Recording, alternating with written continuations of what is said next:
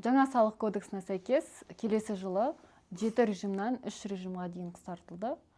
Бірақ айтатын мәселе бұл жерде жалпыға ортақ режимі сол күйінде қалады. Және де жалпыға ортақ режимінде жұмыс жасайтын компаниялар өздеріне шығындарын шегерімге алу үшін міндетті түрде олардың сатушылар, яғни поставщиктары міндетті түрде жалпыға ортақ режимде болуы керек. Дәл осындай міндеттеме жүктелуде. Бұл кез келген кәсіпкерлердің, яғни шағын кәсіпкерлердің бизнесіне өзінің кедергісін келтіреді.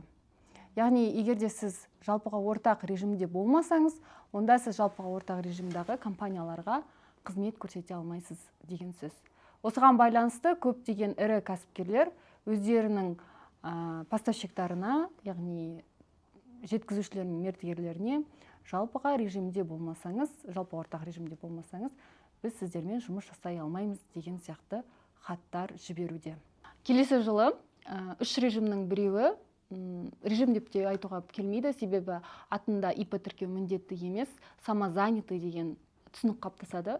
Бұл бізде бұрын ИСП деген болатын, единый совокупный платеж. Дәл сол сияқты, яғни егерде сіздің табысыңыз 1 миллионға жетпейтін болса, және сіз тек қана өзіңіз қызмет көрсететін болсаңыз, яғни ешкімді жалдамасаңыз, ешқандай жұмысшы күшін қолданбасаңыз, онда мысалға тәрбиеші, фотограф, видеограф деген сияқты жеке тұлғаларға қызмет көрсететін маман болсаңыз, онда сіз ИП тіркемей-ақ самозанятый болып тіркеліп, табысыңыздан 4% әлеуметтік төлем төлеп табыс таба берсеңіз болады. Бұл жақсы жаңалық, себебі сіз бұл бағыт бойынша ешқандай салық төлемейсіз. Келесі жылы қосылған құн салығы бойынша үлкен өзгеріс бар. Жалпы қосылған құн салығын оны сатып алушы төлейді, яғни қарапайым халық біздер төлейміз.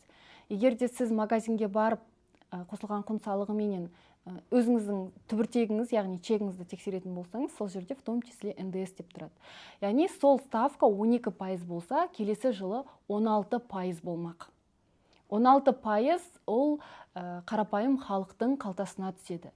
Және де осы қосылған құн салығы бойынша НДСниктарға өте көп өзгерістер енгізіледі.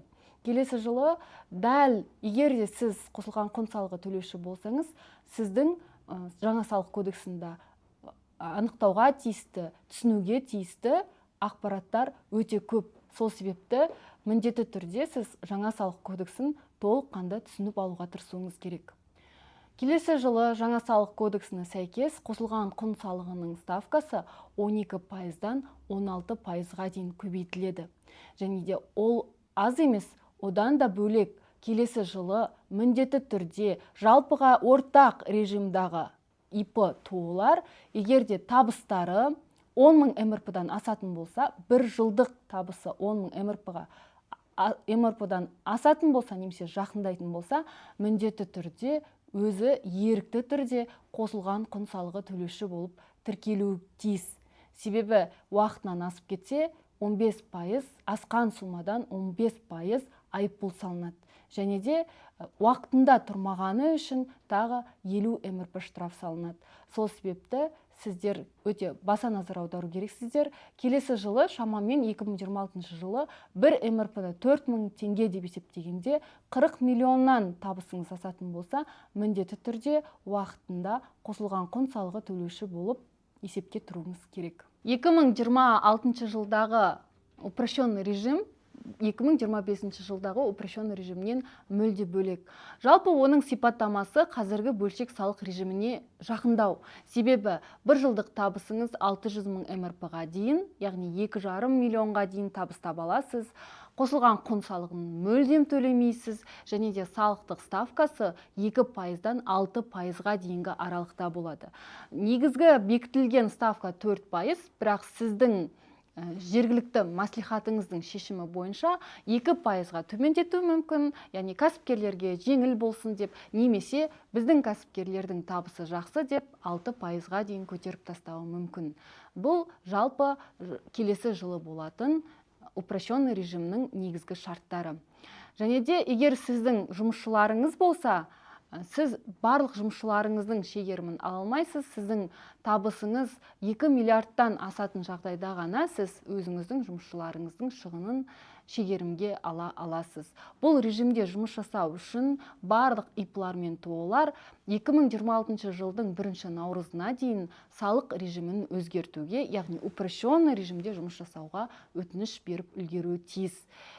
Дәл қазір упрощенный режимде жұмыс жасаса да, бөлшек салық режимінде жұмыс жасаса да, егер де оның қызмет көрсету ОК-ді, яғни қызмет көрсету коды ОК-ді сәйкес келетін болса, онда 1 наурызға дейін міндетті түрде упрощенный режимде жұмыс жасауға өтініш беріп үлгеруі тиіс. Келесі жылы электронный счет фактураны электронный счет фактура жасау үшін алдын ала НДС, яғни қосылған құн салығын төлеуге міндеттелетін категориялар пайда болады. Ол қандай кәсіпкерлер? Ол сізде жалған кәсіпкерлік бар, немесе фиктивная сделка деген сияқты камеральный контроль бойынша хабарлама келген болса, және сіз ол хабарламаны орындау мақсатында электронный счет фактураңызды отозвать еткен болсаңыз, яғни кері қайтарып алған жағдайда, онда сіз күдіктілер қатарына енесіз. Яғни келесі жолы тағы да электронный счет фактура жасау үшін сіз алдымен НДС, яғни қосылған құн салығын бюджетке төлеуіңіз керек болады. Содан кейін барып қана сіз электронный счет фактура жасай аласыз.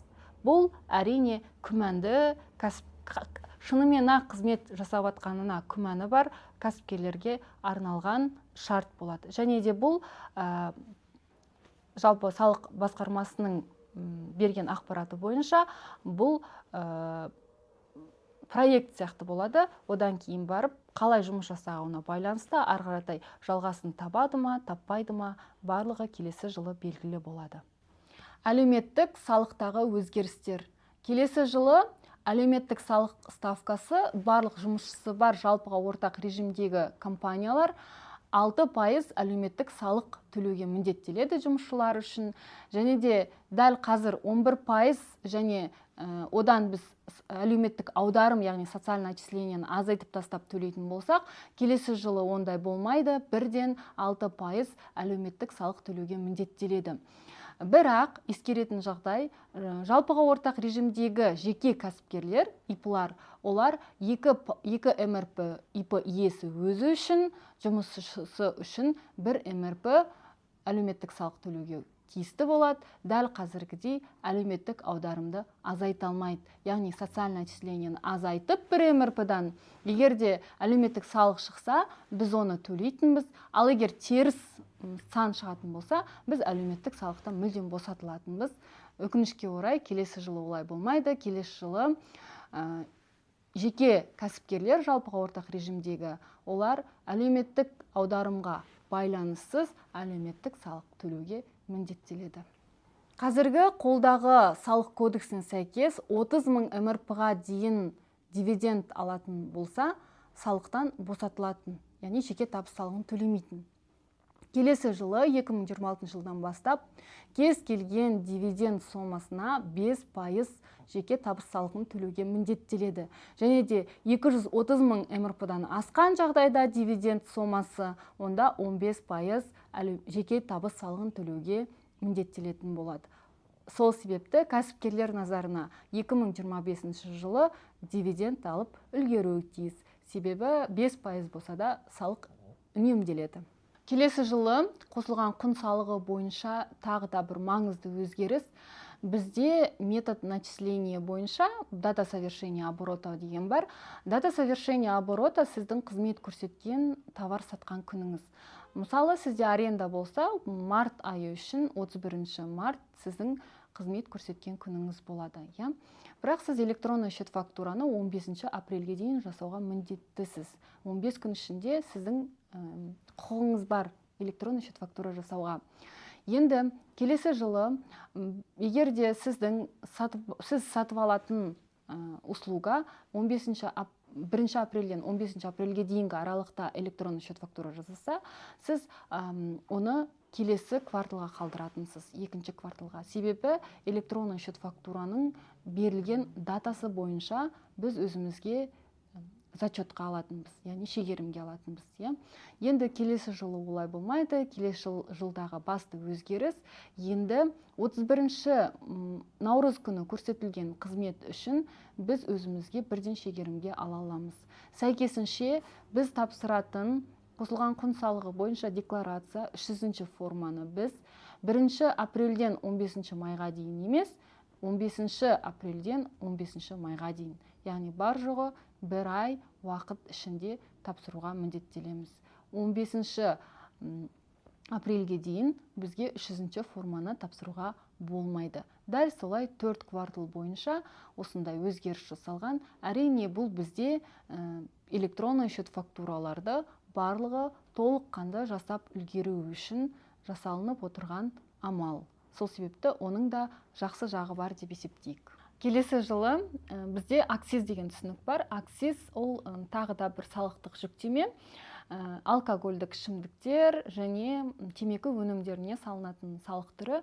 Енді келесі жылы энергетикалық сусындар, горилла сияқты, дизель сияқты энергетикалық сусындарға да дәл осындай акциз салынатын болады. Және де жалпылама айтқан кезде акциздің пайыздық мөлшерлемесі 10%-ға дейін қымбаттайды. Салықтық режимдер бізде жалпыға ортақ бір режим болады және арнаулы салық режимдері. 2025 жылы арнаулы салық режимдері бізде 7 түрлі болатын.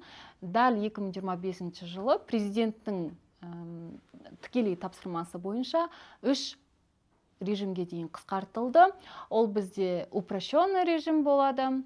Одан кейін КХ дейміз, КХ-ФХ, шаруа қожалығы және де самозанятый болады, және жалпыға ортақ режим. Дәл осы 4 бағытта кәсіпкерлер жұмыс жасауына мүмкіндік беріледі. Бізде дополнительный отчет деген бар. Дополнительный отчетты біз қандай жағдайда тапсырамыз? Кәсіпкер өз еркімен қандайда бір қателіктерді түзеу мақсатында, қандайда бір корректировкалар жасау мақсатында тапсырады, немесе хабарлама негізінде. Хабарлама негізінде, яғни дополнительный отчет по уведомлению тапсырған кезде, жалпы дополнительный отчет тапсырған кезде, біздің талап ету мерзіміміз, яғни срок исковой давности, бір күнтізбелік жылға ұзартылатын. Енді келесі жылдан дәл дополнительный отчет по уведомлению тапсырған кезде біздің талап ету мерзіміміз срок исковой давности мүлдем ұзартылмайтын. Бірақ келесі жылы қандай дополнительный отчет тапсырсаңыз да, сіздің срок исковой давностиіңіз 1 жылға дейін ұзартылады. Әрине, бұл кішкене онша емес жаңалық. Сол себепті дополнительный отчет тапсыратындай жасамай, бухгалтеріңізбен немесе өзіңіз дұрыс толыққанды барлық ақпарат көрсетілген, салықтардың барлығы көрсетілген, дұрыс салық есептілігін тапсыруға тырысыңыз. Тәуекелдерді басқару бойынша не өзгерді? Естеріңізде болса, бізде степень риска бойынша хабарлама келіп отырады, 3 айда бір, 6 айда бір. Енді олай болмайды, себебі тәуекелдерді басқару бойынша, степень риска бойынша енді төменгі, жоғары, орташа деген сияқты степень риска бойынша хабарлама келмейді, себебі келесі жылы олай 3 түрлі бағытқа бөлмейді. Одан бөлек келесі жылы плановый налоговый проверка дейді, арнайлы жоспарлы салықтық тексеру болмайды. Енді салықтық тексеру қалай болады деулеріңіз мүмкін. Салықтық тексеру ол камералдық контроль негізінде, және де қандайда бір сіздерде бір нарушение болды деген пайым болған жағдайда ғана сізге салықтық тексеруге келе алады деген сөз. Арнайы жоспарлы түрде мына компанияларға салықтық тексеру болады деп алдын ала ақпарат берілмейді. Келесі жылы қосылған құн салығындағы болған компаниялар келесі жылы қосылған құн салығынан есептен шыға алмайды, жалпыға ортақ режимде болса. Себебі келесі жылы жалпыға ортақ режимде компаниялар ғана қосылған құн салығы төлеуші болып тіркеледі. Егер де сіз қосылған құн салығынан шыққыңыз келсе, онда сіз міндетті түрде режим ауыстыру керексіз, немесе ликвидация жасау керексіз. Ал егер де сіз ипіңізді немесе тоңызды жабатын болсаңыз, міндетті түрде салықтық тексеру жасалып барып, бірақ жабылатын болады. Ал қазір қалай? Қазір қосылған құн салығында соңғы 3 жылда болмаған болса, упрощенный порядта, яғни жеңілдетілген бағытта біз салықтық тексерусіз ИП-ны 14-15 күнде, ал ТО-ны кем дегенде 2-3 айда жаба беретінбіз. Енді ойлаңыздар, егерде қосылған құн салығы төлеуші болған болса соңғы 3 жылда, онда ол кем дегенде 1 айдан артық уақыт салықтық тексеруге кетеді. Декларация, яғни салық есептілік нысандары 30%-ға дейін қысқарған. Және де келесі жылы назар аударатын жағдай, егерде сіздің отчетыңыз қате болып қалса және уақытыңыз әлі бар болса, біз қайтарып алатынбыз, отчетты кері қайтарып алатынбыз, яғни отозвать етіп алатынбыз. Келесі жылы ондай болмайды, яғни отзыв жасауға мүмкіндік берілмейді. Кез келген қандай да бір корректировка жасағымыз келсе, қосымша салық есептілігі арқылы, яғни дополнительный отчет тапсыру арқылы ғана біз өзіміздің қателігімізді түзей алатын боламыз. Келесі жылы корпоративті табыс салығы 20% болады көп компанияларға. Дегенмен де банк саласындағы, яғни банк қызметтері 25%-ға дейін көбейеді ставкасы, және де ойын бизнесі да 25%-ға дейін артады корпоративті табыс салығы. Одан кейін кейбір әлеуметтік саладағы қызмет салалары 5% салық төлейтін болады. Білім беру, денсаулық сақтау салаларына салықтық жүктеме артады, яғни олар қазір салықтан босатылса, келесі жылдан бастап 5% салық төлеуге міндеттеледі. Бұл бізде, яғни салық ставкасының көбейгенін көрсетеді. Патент және мобильді қосымша режимінде жұмыс жасап жеке кәсіпкерлердің назарына. 2026 жылдағы жаңа салық кодексіне сәйкес, сіз егерде ИП-ны жаппаған болсаңыз, онда автоматты түрде кәсіпкер ретінде, ИП ретінде ликвидация жасалынады. Яғни сіз патент режимі, мобильный режим жоқ болғандықтан, сіз жеке кәсіпкер атанбайсыз. Бірақ келесі жылы 2026 жылы ИСалық бизнес мобильді қосымшасынан чек соғатын болсаңыз, фискалды чек соғатын болсаңыз, онда сіз бірден самозанятый ретінде есепке алынасыз. Және сіздің табысыңыздан 4% әлеуметтік аударым автоматты түрде ұсталынатын болады. 4% 1% өтеді.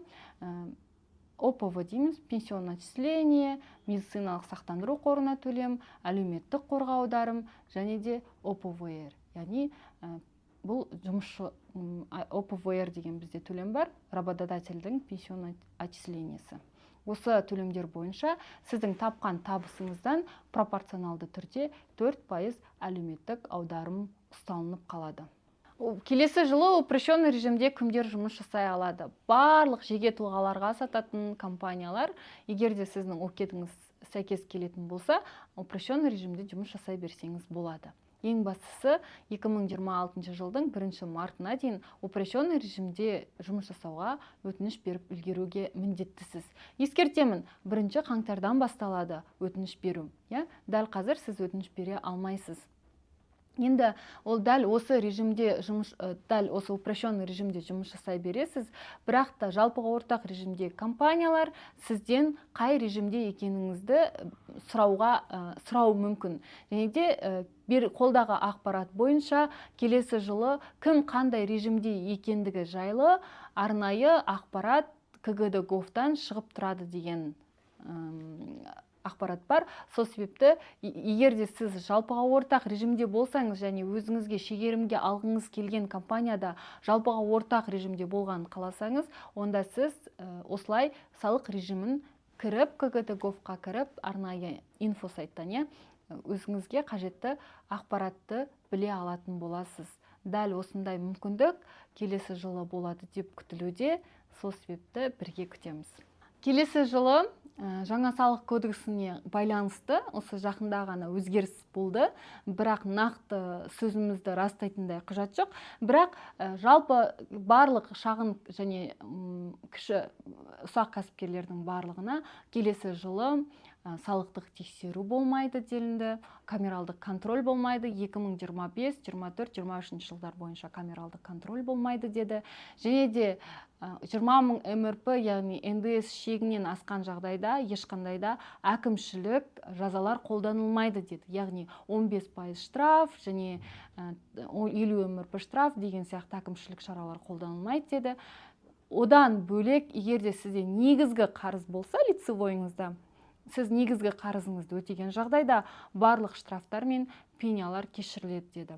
Дәл осындай сөзді біз ресми өкілдерден естідік, осындай қалай айтсам екен, обещаниелерді ресми өкілдерден естідік.